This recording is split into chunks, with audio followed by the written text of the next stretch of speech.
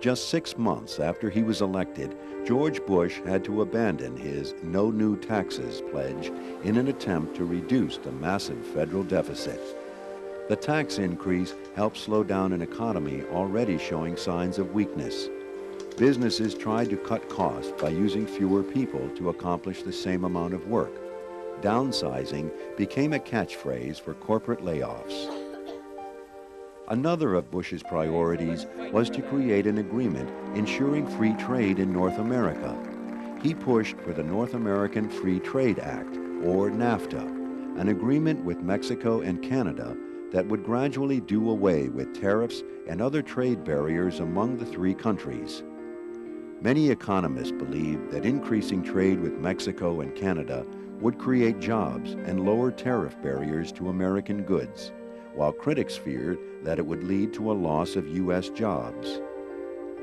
At the same time, the economy began to shift from manufacturing products such as cars and appliances to producing high-tech computers, software, information, and services.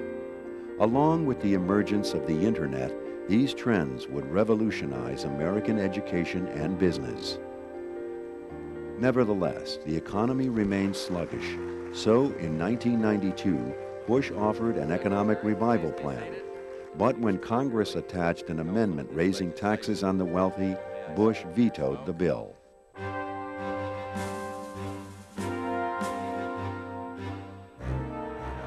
President Bush's biggest success came overseas when a United Nations coalition, led by the U.S., ended Iraqi President Saddam Hussein's illegal occupation of Kuwait in 1991.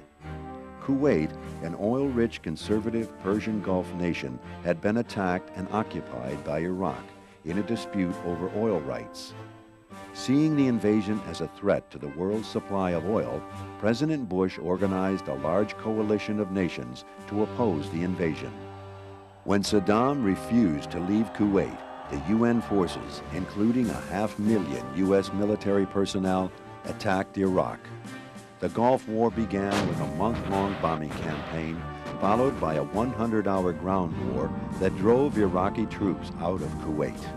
George Bush was widely praised for his handling of the Persian Gulf War and his steady hand as the Soviet Union collapsed. George Bush had won a major victory in terms of public relations in the Gulf War. On the other hand, the victory for his presidency that the Gulf War represented would not last. Many Republicans felt betrayed by the president's reversal on his "no new taxes" pledge. And despite approval ratings of nearly 90% after the Gulf War, many Americans believed that Bush was out of touch with their everyday problems and blamed him for the poor state of the economy. The economy would begin a kind of spiraling downturn in the late 1980s and would create the impression in the United States that Bush had been much more interested in foreign policy than what was going on at home. The tendency of voters to judge a president based heavily on the state of the economy would limit the presidency of George Bush to one term.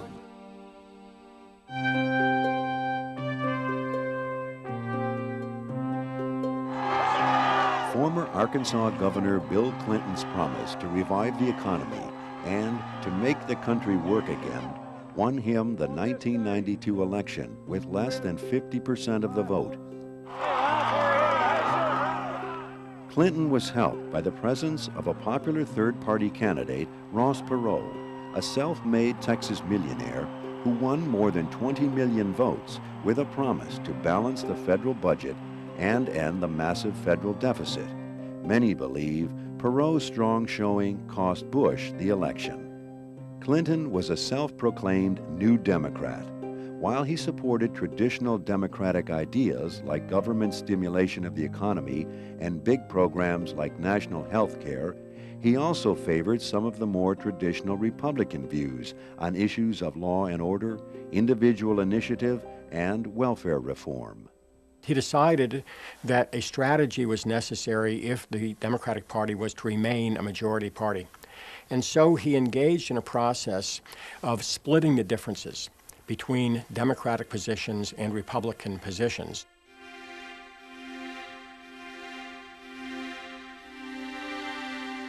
President Clinton promised to make affordable health insurance available to every working American.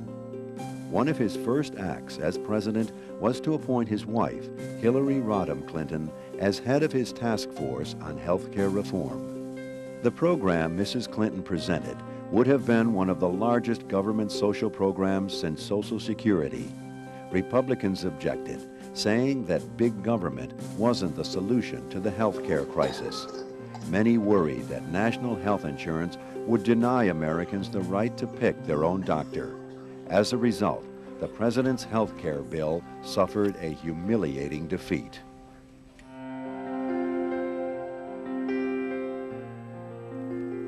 Backlash from the health care bill, as well as a big tax hike signed by the president in an effort to help balance the budget, resulted in a 1994 Republican landslide that swept both houses of Congress for the first time in 42 years.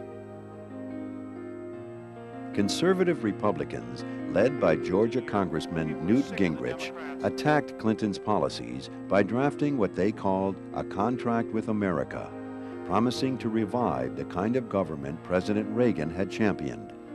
When President Clinton vetoed the Republican budget in late 1995, the two sides were at a stalemate, as Republicans refused to pass any temporary spending bills to keep the government running. As a result, many departments in the federal government were forced to shut down. Both sides blamed the other, but it was President Clinton who won the public relations battle when a majority of Americans blamed the Republican Congress for the impasse.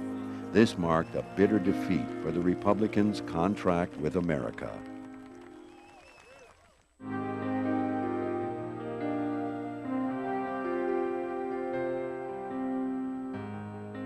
A good example of President Clinton's New Democrat philosophy was his welfare reform bill. In 1996, Clinton signed a largely Republican bill that placed new restrictions on aid for dependent children, food stamps, and Medicaid. The new bill also put time limits on how long most people could receive welfare, as well as incentives to get them off of welfare and into the workforce.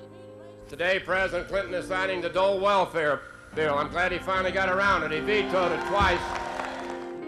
Ending the current welfare system had been a part of the Republican agenda for years, and fulfilling his campaign pledge to end welfare as we know it angered many of Clinton's Democratic constituents.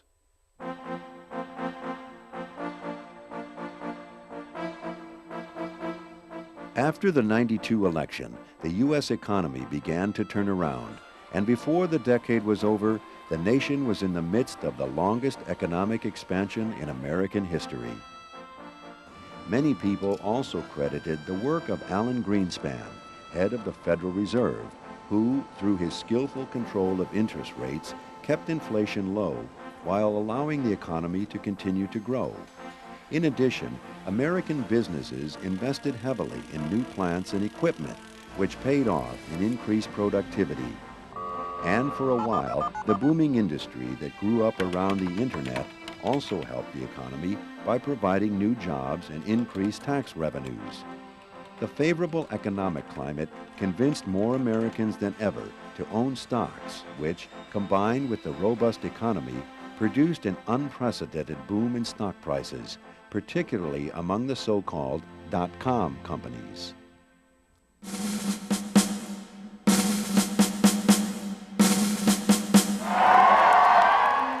Despite his skill as a politician and the fact that he was re-elected in 1996, President Clinton had to weather a series of personal scandals during his time in office. The most serious involved his inappropriate involvement with a White House intern. He denied the relationship, but later was forced to admit that he had not been truthful. Bill Clinton became the first president in 131 years to be impeached by the House of Representatives and tried by the Senate.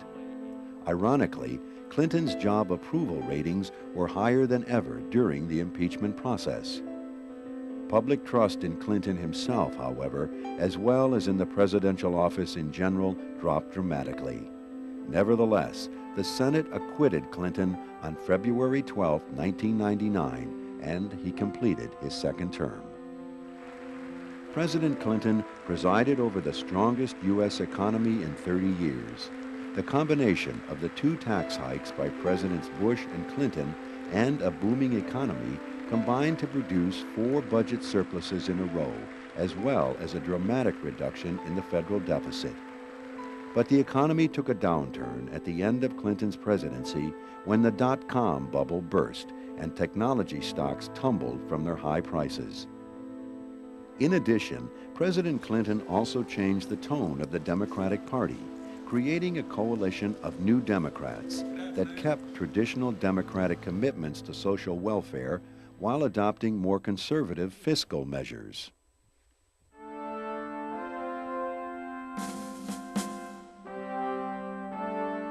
Despite Bill Clinton's middle-of-the-road position, political divisions between Republicans and Democrats became increasingly bitter and partisan.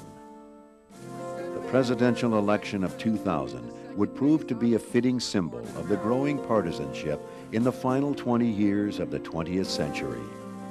Throughout 2000, George W. Bush, the governor of Texas, campaigned on a platform of what he called compassionate conservatism against Vice President Al Gore, who hoped to step out of the shadow of Bill Clinton and create his own legacy.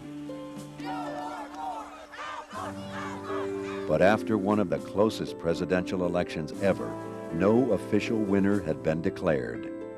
Following weeks of uncertainty, the U.S. Supreme Court issued a controversial decision that favored the Bush campaign. George W. Bush would be the nation's 43rd president, the first of the 21st century.